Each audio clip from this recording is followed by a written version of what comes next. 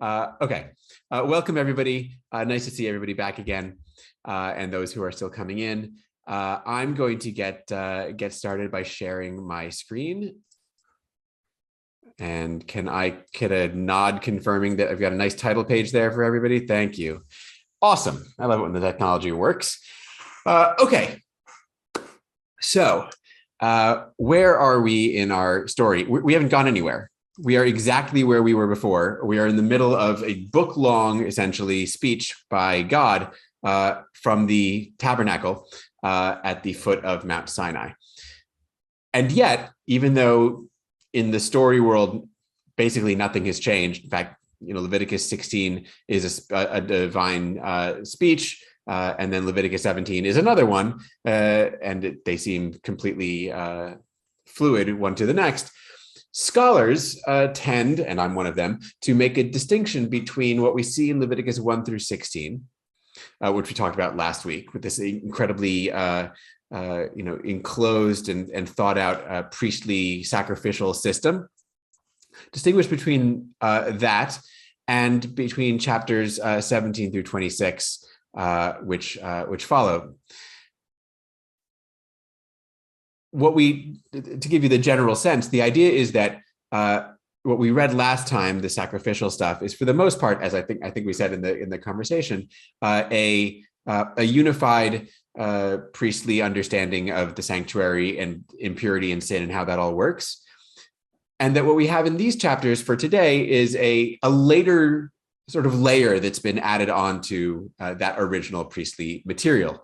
And there are, I think, a few broad ways in which we can see that something has shifted from the first half of Leviticus to the second. Again, what we read last time, Leviticus 1 through 16, is really narrowly focused on the sanctuary itself. You may recall me saying something like, these chapters really don't care about you. They care about the sanctuary. So we've got this very narrow focus for the first half. When you get into this half, suddenly it's like, oh, but we do care about you a little bit. It's a broader sense in these chapters of what the concerns are. Actual people matter. Not just cultic stuff matters, but in these chapters we get a sense of, like morality, behavior, ethics, along with some of the sacrificial and cultic stuff that's maybe a little bit less interesting. But in these chapters, we're certainly broadening our scope to include things beyond just the world of the sanctuary. So there's maybe three ways that are significant in which this material in the second half goes beyond the material in the first. So one of those is the definition and really insistence on the notion of holiness in these chapters. You will have noticed perhaps that we get this regularly repeated refrain in the second half of Leviticus. You shall be holy, for I, the Lord your God, am holy. Is sort of comes again and again and again. Again, if you think back to what we talked about last time, you shall be holy is not really a thing that you could have imagined in the original priestly system, right? Holy is the things that belong to the deity. Here, suddenly, we have the idea that, maybe holiness is accessible, at least, even optimistically accessible for everybody. Lots of different things. The holiness suddenly is beyond just the realm of the sanctuary. And in fact, it's this repeated refrain about "you shall be holy" that has given, in the scholarly world, given these chapters their name. Whereas we talk about the priestly material, often P, in the first half, here we have what's called the holiness material, which we talk about using the letter H. So P in the first half, H here in the second half, which is not to say that it's not still priestly.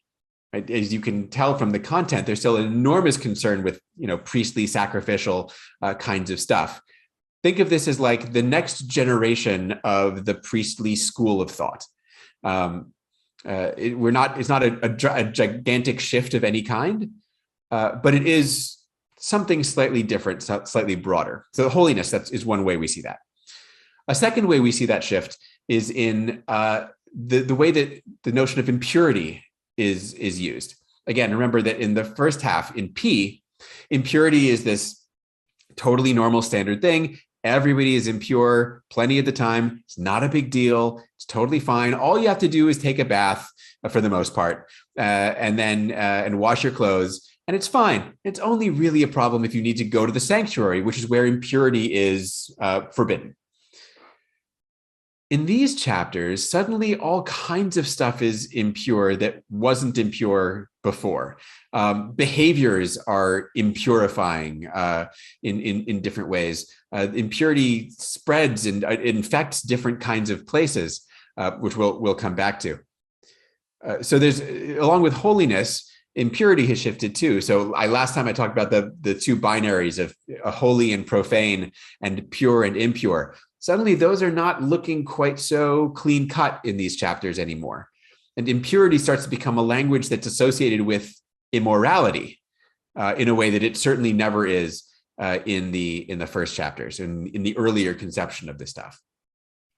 And the third area where we really see a difference is in, again, broadening from the concern with the sanctuary in the first chapters. Suddenly the land is much more important here. Not just the small area of the sanctuary and the temple kind of environs, but the entire land of Israel is now at stake.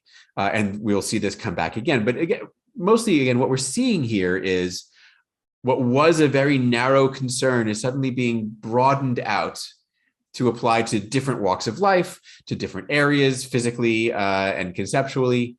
But it's building on. It's like it's sort of the yes, what you said in those chapters, but also I think more. And I'll talk as we go along about some of the ways I think that reveals itself and some of the ways that it matters. All of these themes that I was just talking about, holiness and purity and land, they're all embedded in these chapters still in legal discourse, right? We're still reading what feels just a bunch of laws. It's a lot less ritual.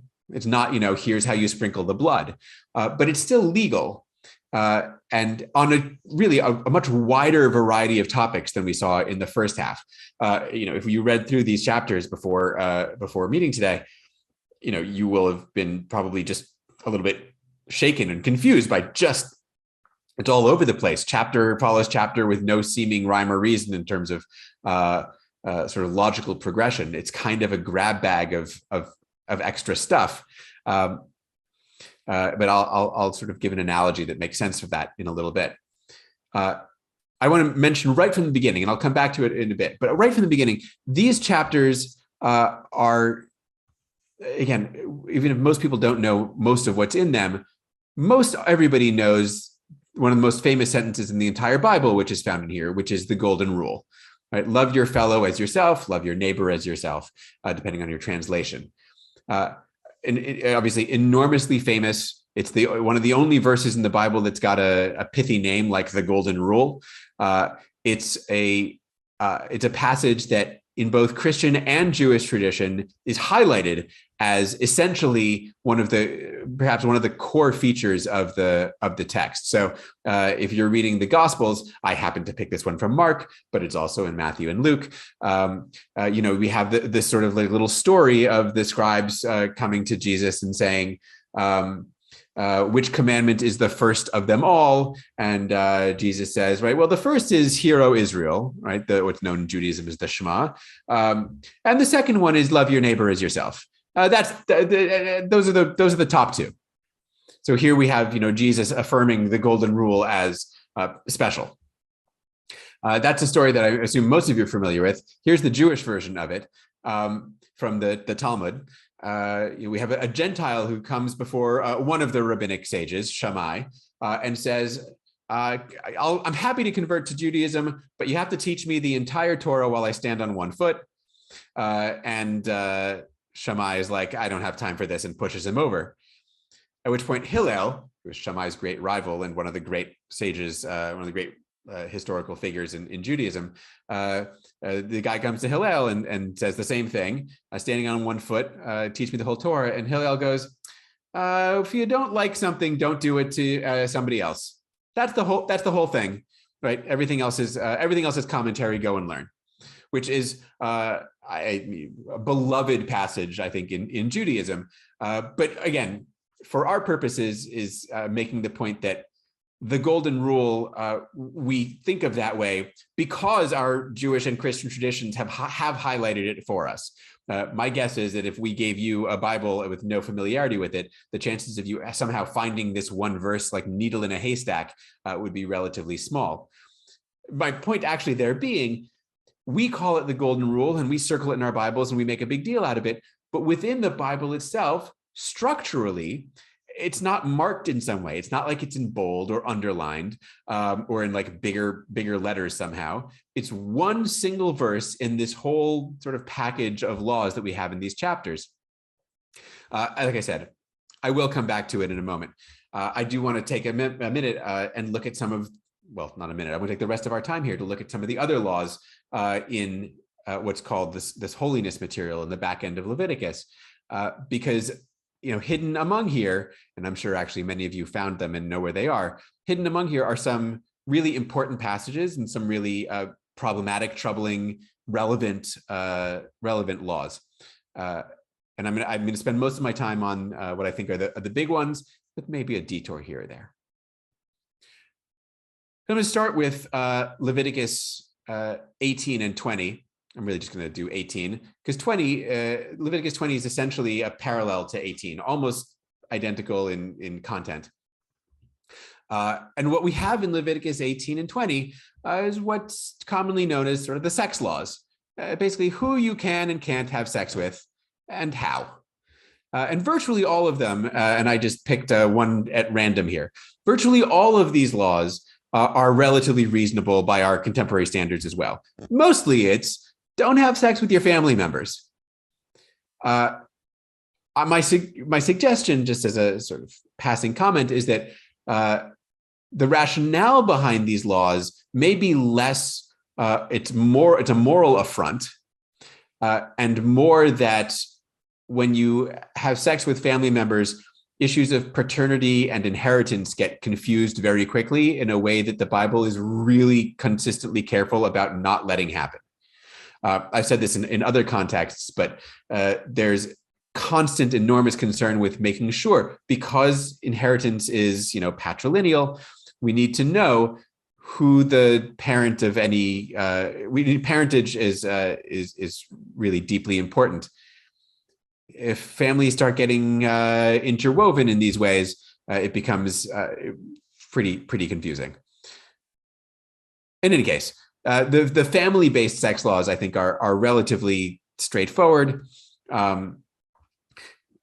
It's worth noting, I didn't pull this one up, but one of them says, you can't sleep with a woman and with her sister, which, again, is not like a totally unreasonable, like ethical principle, except that, of course, we have cases like, I don't know, Jacob, who a couple of books earlier does exactly this.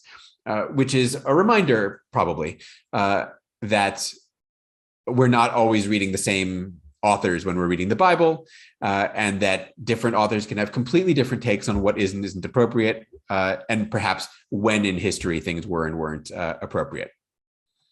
So after the family laws, we get, still within the same chapters, we get a slightly different set of laws that seem to be picking up some of the same themes. So we start, first of all, you shall not approach a woman to uncover her nakedness, which is this chapter's sort of euphemism for sex, while she is in her menstrual uncleanness.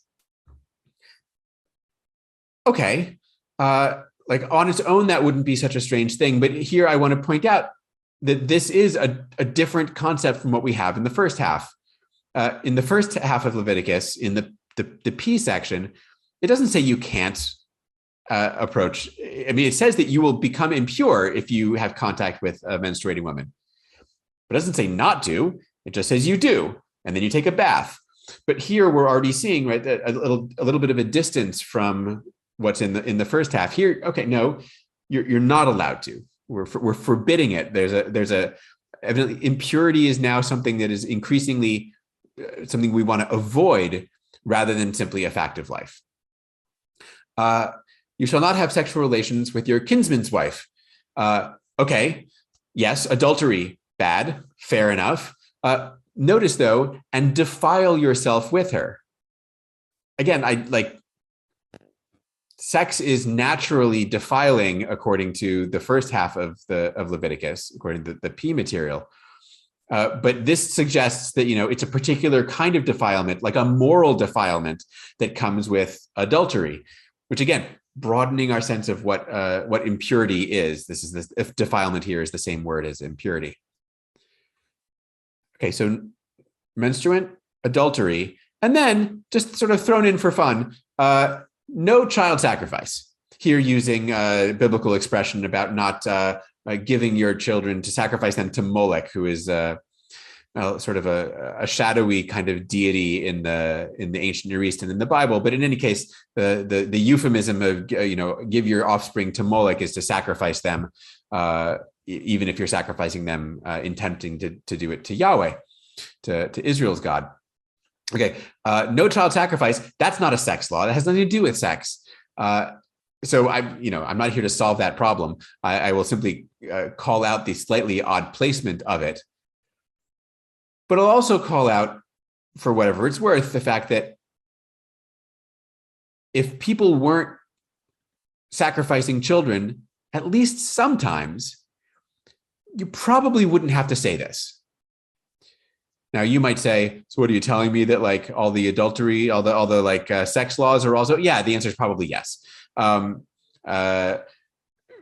But for sure, I mean, there's actually plenty of evidence, both within the Bible and from archaeology, that child sacrifice, even if not a common thing, was a known practice. And this author wants nothing to do with it. Even though, for example, if you were to read the book of Judges and you get to the story of Jephthah sacrificing his daughter to Israel's God without anybody complaining about it much, you'd recognize that this author's particular antipathy toward child sacrifice may not be as widespread and as universal as we might think. After this comes really like the big one here. You shall not lie with a male as with a woman. It is an abomination. This is still to this day and age, in fact, probably more in this day and age than ever before. This is the verse that justifies anti-gay views and arguments from the kinds of people who make them while holding up a Bible. Right. This one's easy. Right. This is one you see on like posters held by the people who hold posters. Lots of folks try, scholars, lots of scholars even try to soften this.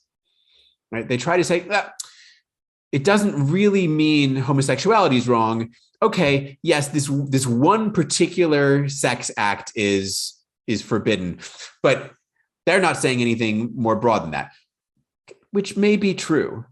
But in part, that's because they didn't have a concept of sexuality, and gender identity and sexual preference, and like homosexuality wasn't a category as such.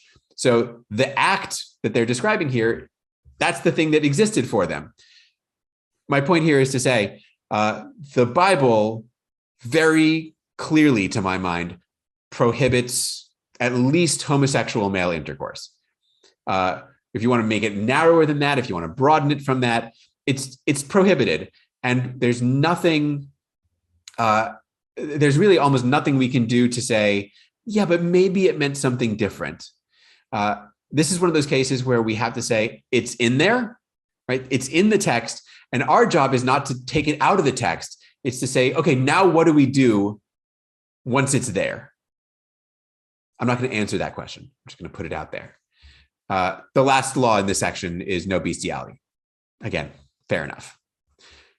Now, before we move on, I want to think about, we've got all of these sex laws and the child sacrifice stuff. And I want to think about the rationale, the framework for these laws, for all of them, including the family sex laws. The rationale for Israel not doing it that's given in the text is not just this is morally bad. It's not just God said no. The rationale at the beginning, before the laws, is you shall not do as they do in the land of Egypt, where you used to live, and as they do in the land of Canaan, where you're about to live. In other words, and then we get all these things that you're not allowed to do. The idea from the text is we don't do these things because the Egyptians and the Canaanites do these things, and like that's, you know, they're bad, and those people who do them are you know, gross, and we want nothing to do with it. Now we know historically that this is not at all the case, right? The Egyptians and the Canaanites weren't, you know, committing all of these, you know, all these like sex law violations or sacrificing their children more than anybody else. What we're seeing here is not a historical truth, but rather a rhetorical move. It's interesting, of course, Israel is surrounded by lots of various countries, right? Not just the Egyptians and the Canaanites, but the Arameans and the Moabites and the Ammonites and the Edomites. And the Ammonites and the Edomites and the Moabites and the Arameans are all in Genesis said to be related to Israel, right? They're all associated with the, you know, cousins and brothers and nephews and stuff. All of Israel's surrounding people, except for the Egyptians and the Canaanites. They are not related to Israel. That much is very, very clear in Genesis. And instead, what we hear about them is this, right? They're awful, they're terrible, they're morally corrupt in all of these various ways. And my sense of this is they had a narrative about themselves coming out of Exodus, coming out of Egypt. And there's a concern about their origins. Right? We're not the Egyptian. We want to make so clear that we are not Egyptian, lest anyone think that we are just because, you know, we came from there and our big leader guy is named Moses, which is an Egyptian name. We're not Egyptian. And also the Bible is super concerned with saying we are not Canaanites, even though we know archaeologically, historically, that they really were, right? Israelites are just Canaanites who sort of got up and moved to a different part of the country. So what I think we're seeing here is a kind of demonizing of the people that we used to be, just to make really clear what our identity is.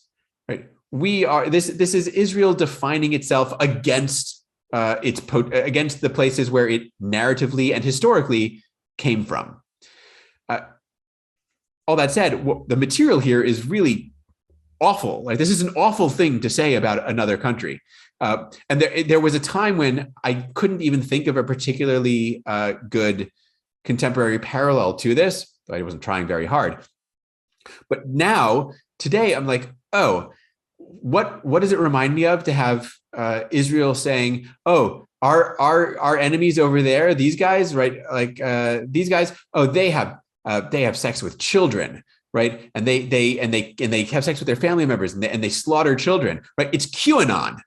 Right? It's like literally the exact thing that like the conspiracy theorists today are saying about, I guess, just Democrats. And that to me says a lot about the kind of the power of these particular kinds of offenses. That you can slander someone with this is about as bad as it can get. After we get this, so this comes before the sex laws is don't do it like this. And then after we get this material, don't defile yourselves in any of these ways, okay? Because it's because of all of these practices that the nations I'm casting out before you defiled themselves, right? You can't do this. The Canaanites did this. Why do you think I'm kicking them out of the land so that you can have it? Which is actually a really interesting perspective on the thing. It's not like it's as if the Canaanites had just been cool and not done these things. Where would Israel go? Nobody knows. But the story is, at least the story this text is telling, is the Canaanites were immoral and corrupt. And as a result, they defiled themselves and they defiled the land. The land became defiled and the land vomited out its inhabitants. And so now it's going to be empty for you.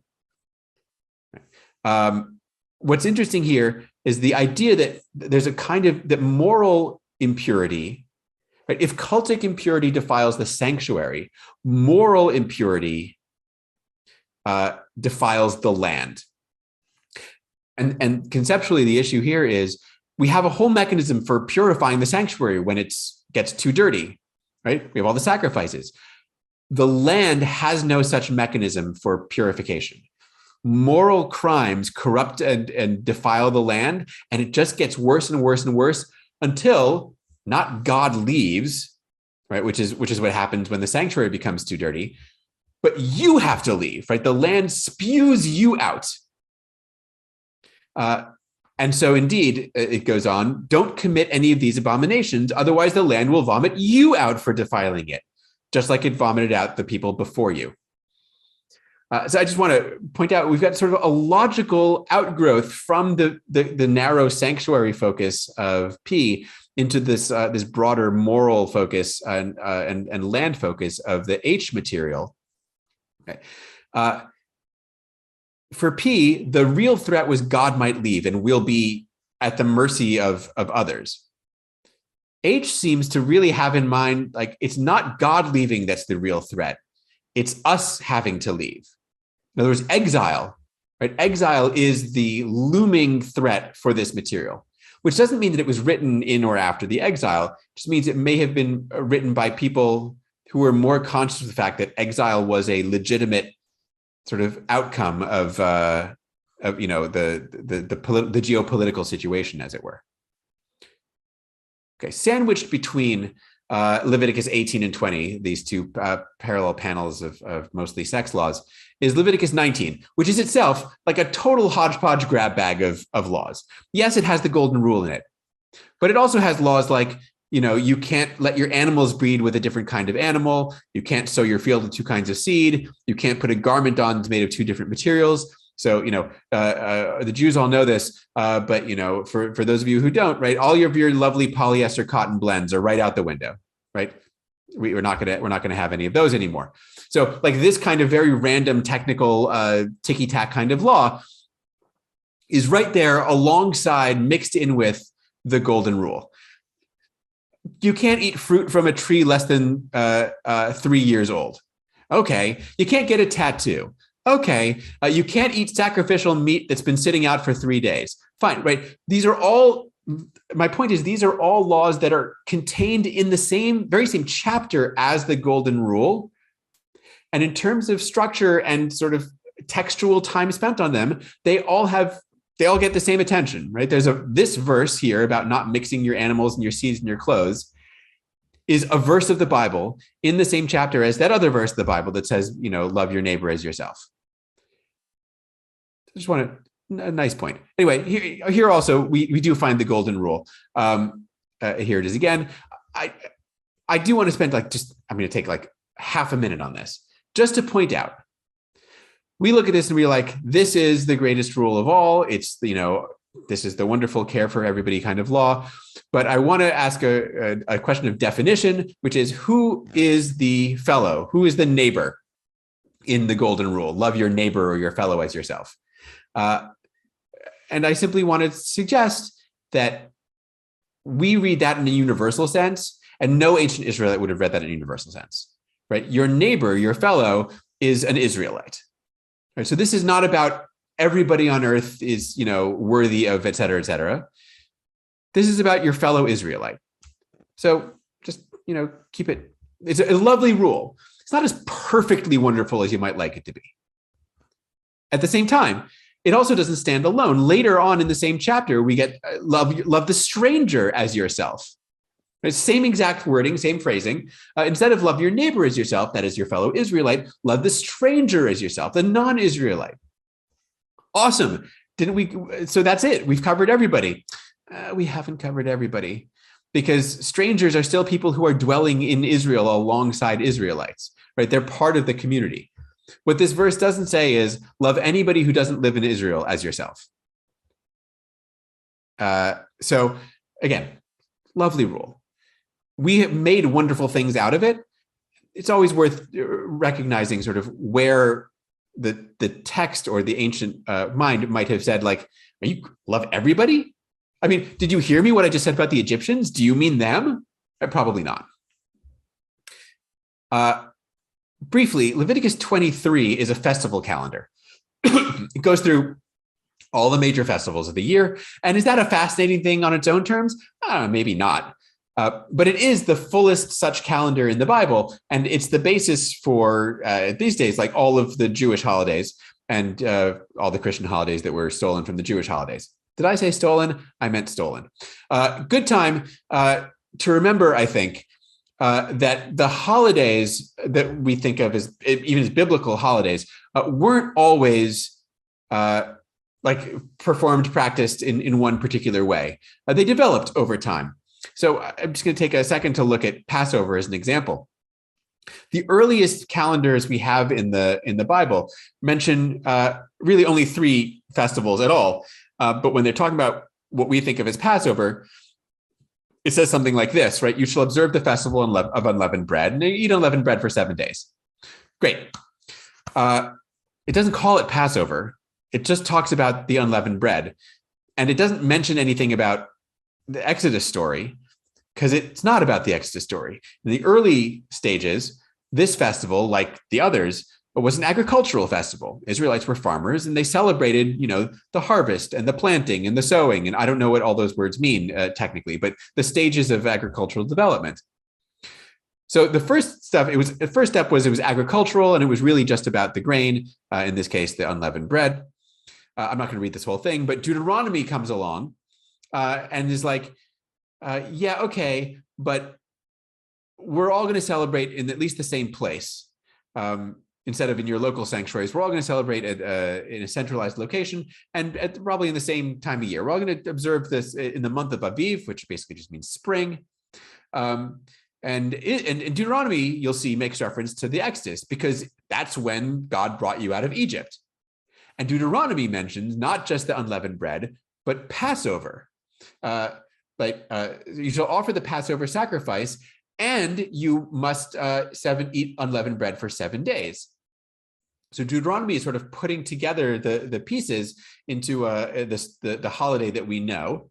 But you'll notice that it just says in the month of Aviv, right? Like sometime in the spring, when it makes sense. And then we come to our text of Leviticus 23 in our calendar, and now we have dates. In the first month, on the 14th day, at twilight, that's when there's going to be a Passover. On the 15th day, we start the unleavened bread thing. So again, just to point out that, right, even within the Bible, we see development of the festivals over space and time and through various authors. In this calendar, we also find, well-timed for the season we're in right now, the first reference to Rosh Hashanah. It's not called Rosh Hashanah, but it is. At the 7th month, on the first day of the month, you're going to observe a day of complete rest, and we're going to blow some trumpets, right? That's the shofar, and that's Rosh Hashanah. This is the first time it appears anywhere in the Bible. And of course, along with it comes Yom Kippur. And the 10th day of the 7th month is the Day of Atonement. Yom Kippur, we call it Yom HaKippurim in the Bible. It shall be a holy convocation for you. Great.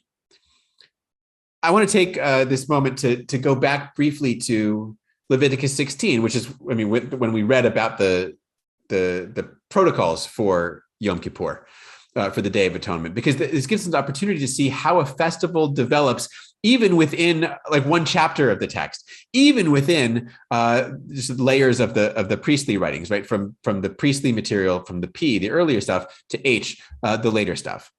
Back in Leviticus 16, this whole ritual that we have of purifying the entire sanctuary, right, from the inside out, right, and getting rid of all of the sins and all of the impurities and even the intentional sins that we put on the scapegoat. When did this ritual take place? Well, at the beginning of the text, it says, right, God spoke to Moses after the deaths of Aaron's sons, and said to Moses, tell Aaron he can't come in here into this Holy of Holies, the inner sanctuary, anytime he wants to. Here's how he should do it. Which is funny, because you'd think it would say, like, he can't come in anytime. He can only come in once a year. But it doesn't. In the original P conception of this ritual, it didn't happen at a set time. It happened whenever. Whenever the high priest thought, or maybe the community thought, we need to clean up the sanctuary. Like, we need to do our regular cleaning now.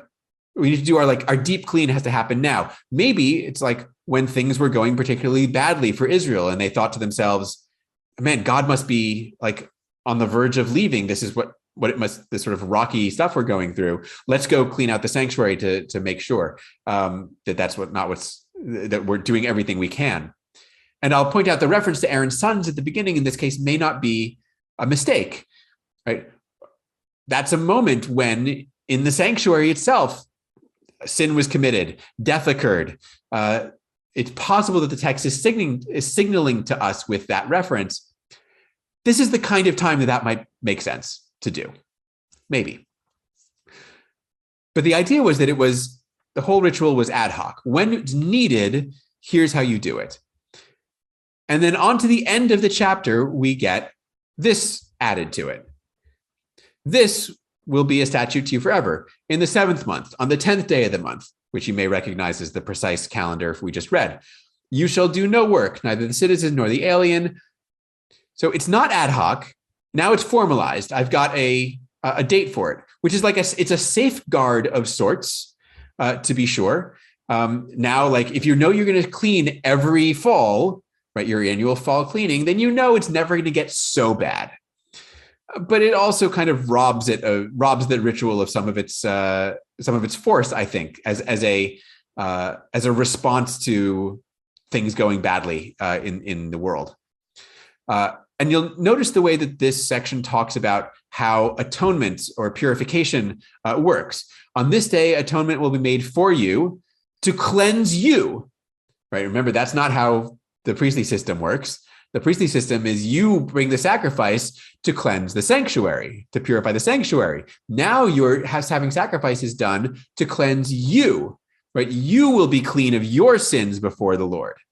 Again, so this is one of these little, if you understand the way the priestly system works, you can see that this stuff, though building on it, is not quite right. It's a different view. And then we have the introduction of audience participation, as it were, right? You guys have to deny yourselves, right? You have to fast. Why do you have to fast? Because there's a ritual going on in the temple that's cleansing you, right? You have to participate somehow, but of course, all of Israel can't be in the sanctuary at one time. So you fast to mark that, like, yes, this is happening to me on my behalf.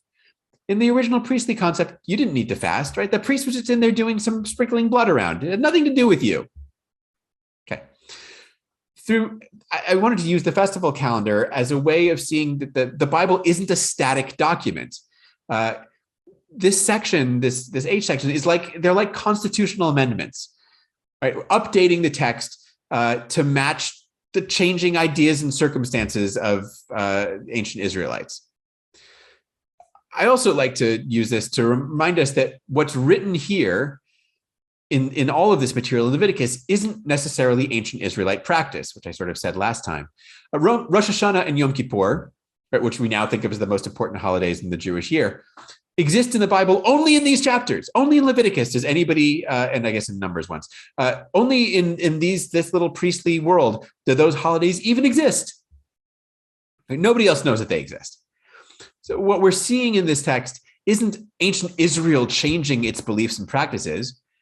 We're looking at the literary expression of like an ongoing conversation within one small priestly community. And it took on force in the real world only when the Bible or when the Torah became authoritative. And only for those people, even only for those subset of Jews for whom the Torah became authoritative.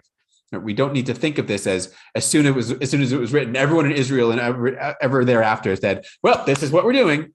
It takes time.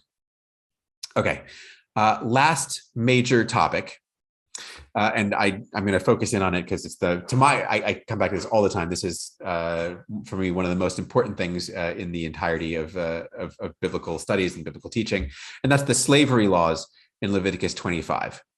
Which are framed in a broader discussion about land and property. This is where we get the law of the Jubilee year. It's not just a release from debts, but a little return of the land, even land that's been sold. In the 50th year, all land returns to its original family ownership. And this is because conceptually, the land belongs to God. You don't really own it. God just granted it to you. So when you sell it, you can't really sell it. Right? God decides who lives where. right? Which tribes, which clans, even down to the family. And that's the backdrop for what happens, as the text gets into, what happens when an Israelite goes into debt. That's the real topic here. I'm going to start at the end, which is where we find the underlying rationale for all of this material.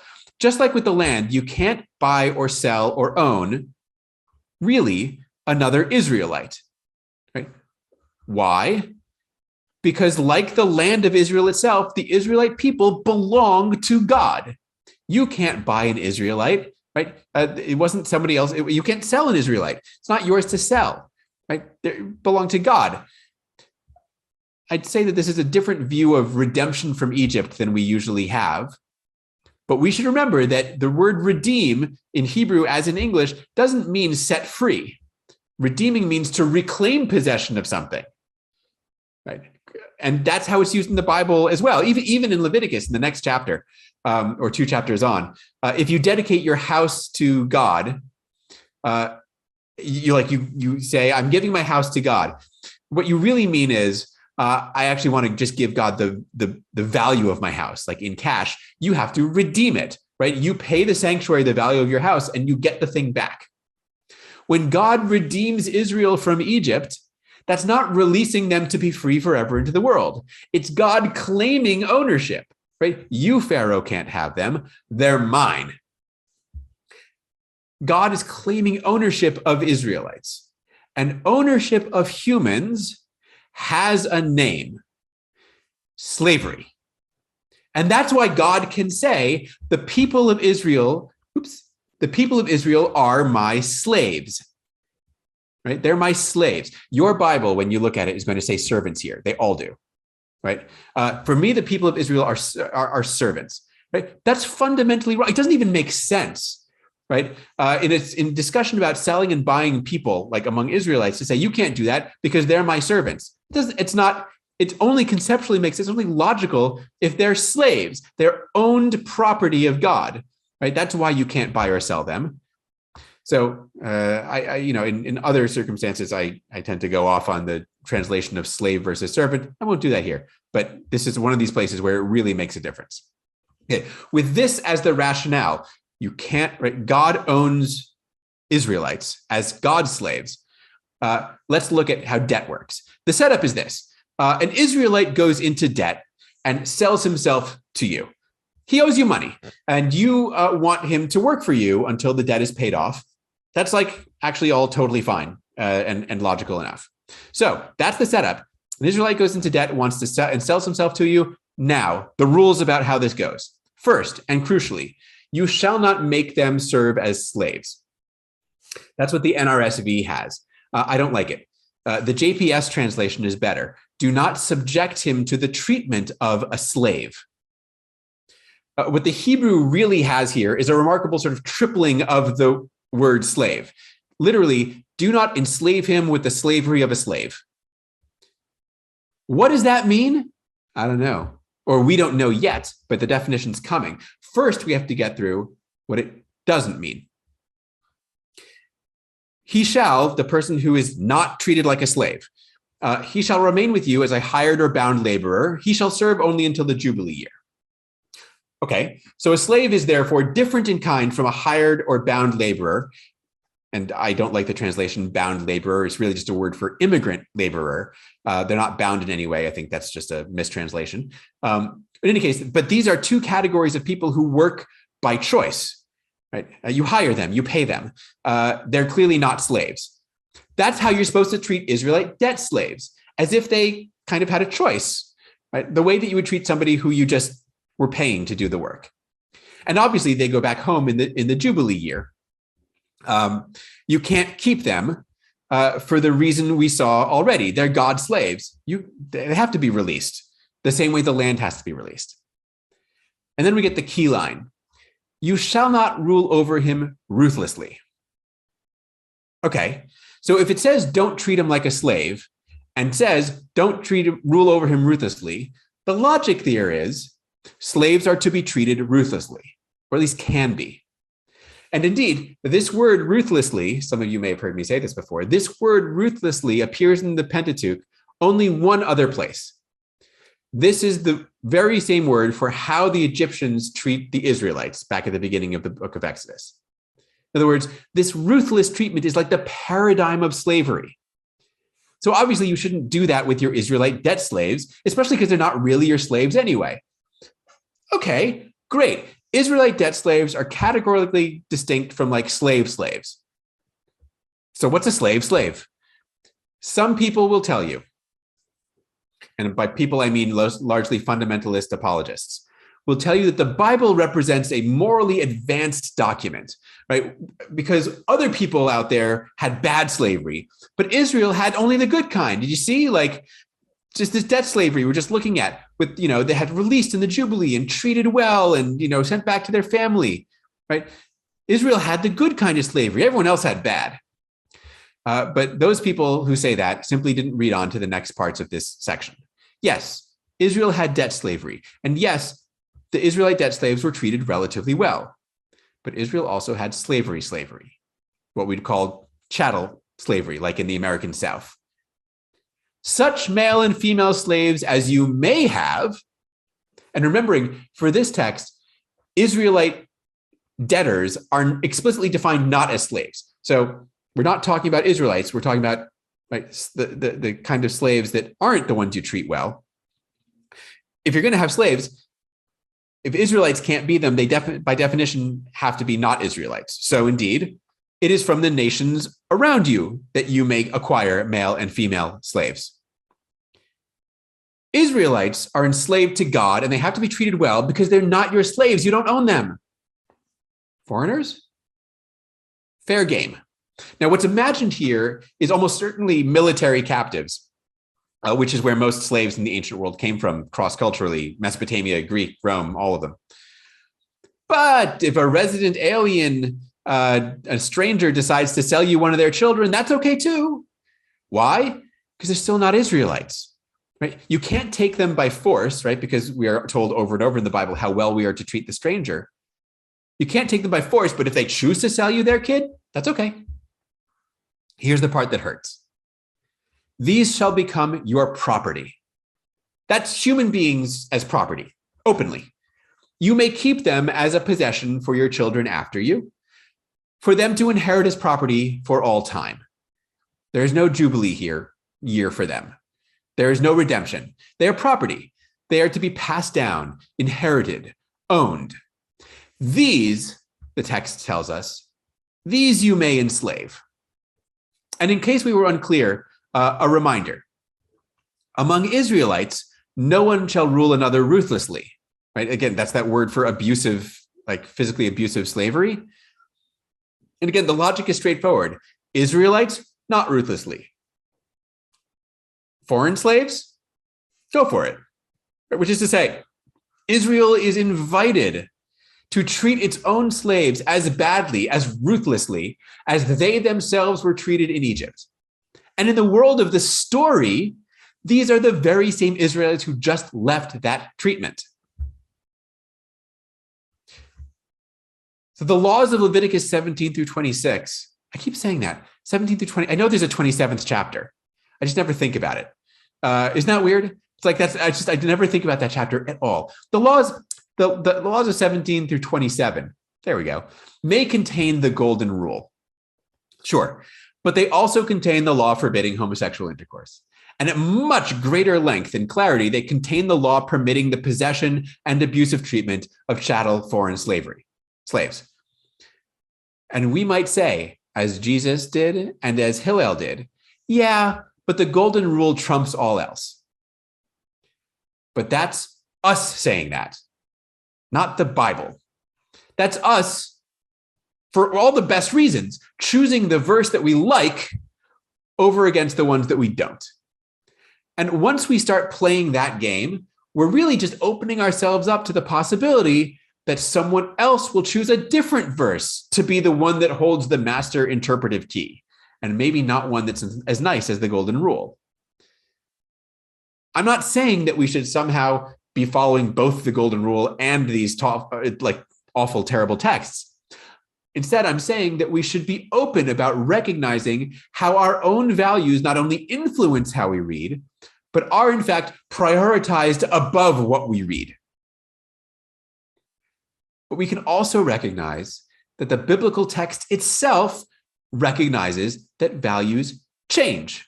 That's actually the entire story of these chapters. They are an amendment, right, to a previously existing, authoritative text. The Bible is really nothing other than a record of how ideas and values develop and differ within communities, across communities, through space and time. It's okay not to like parts of it. The biblical authors and texts themselves didn't like parts of it. And in that light, it's perfectly biblical to challenge and refute and revise when necessary.